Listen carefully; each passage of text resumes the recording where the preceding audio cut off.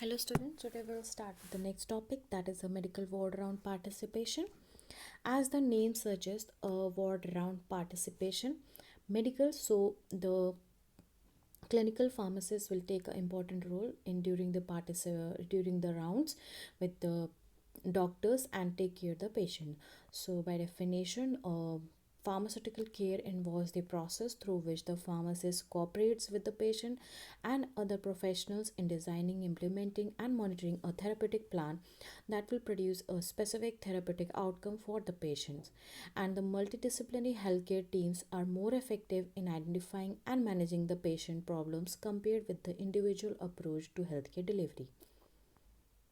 So, a medical ward round is a visit made by a medical practitioner alone or with a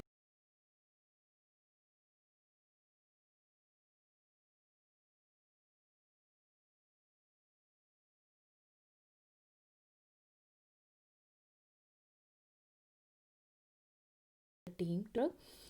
It also take part in decreasing the ETRs and improve the patient care. Also, plan the patient care prescription by reducing the length of the hospital stay as well as the healthcare costs.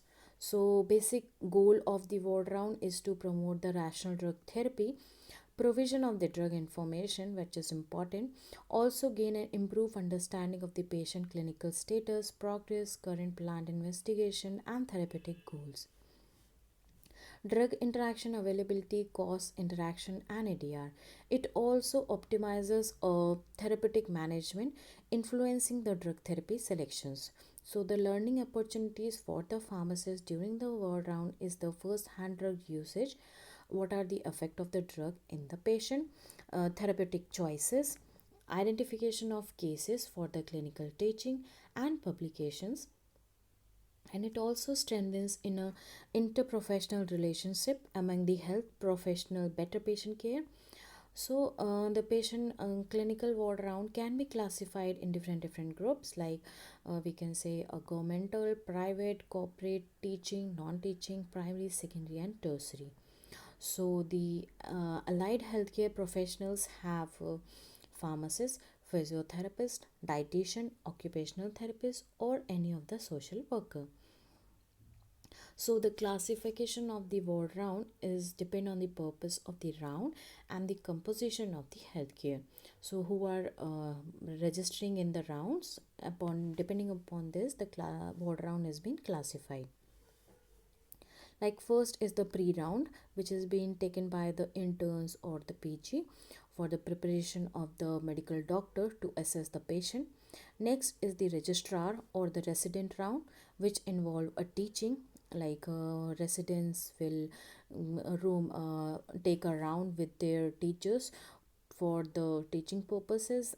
And next is the professor, unit head, chief rounds, in which there is a team of different specialization, or a head of the doctor, head chief of that department, or they will check the diagnosis, management, and discuss the management. Next is the teaching round, which is the academic medical staff beside the clinical teaching, which can be a big weekly basis or no role of the clinical pharmacist. It is basically for the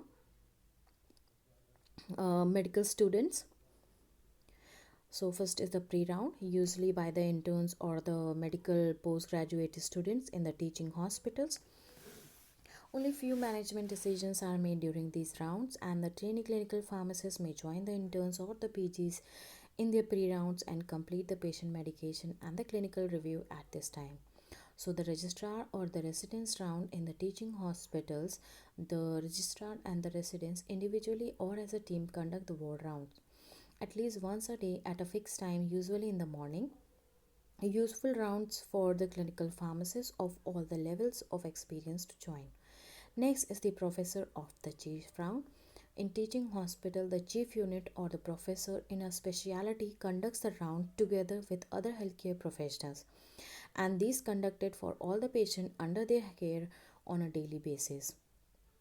More challenging for the clinical pharmacist in terms of their clinical knowledge. Next is the teaching round.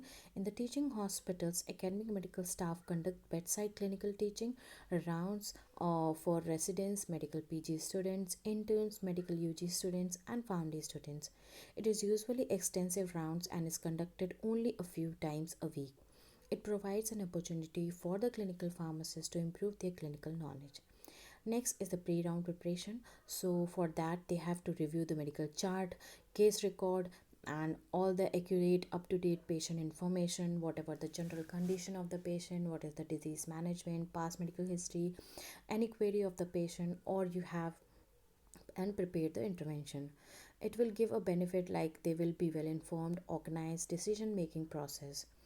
For the active and successful ward round participation, it is very important to take a pre round or take a check in the formulary, carry appropriate references, identify any other potential problems like drug reactions, and no discussion concerning diagnosis except if it is a drug related. So the intervention during the ward rounds, so any action by the pharmacist that directly result in a change in the patient management or the therapy, so he will inform to the doctor during the ward round, and if the doctor find that this is a right drug, then they will change the drug combination. So the communication during the ward round should be well informed, knowledge well referred, good interprofessional relationship, respect, language is very important. Time where you are taking place, specific, diplomatic, no bluff, no guess, and don't expect pat on the back. It is very important after taking the counseling or the ward round, it is very important to take a follow up. So it will take a reference that the patient is compliant and adherent to that drug.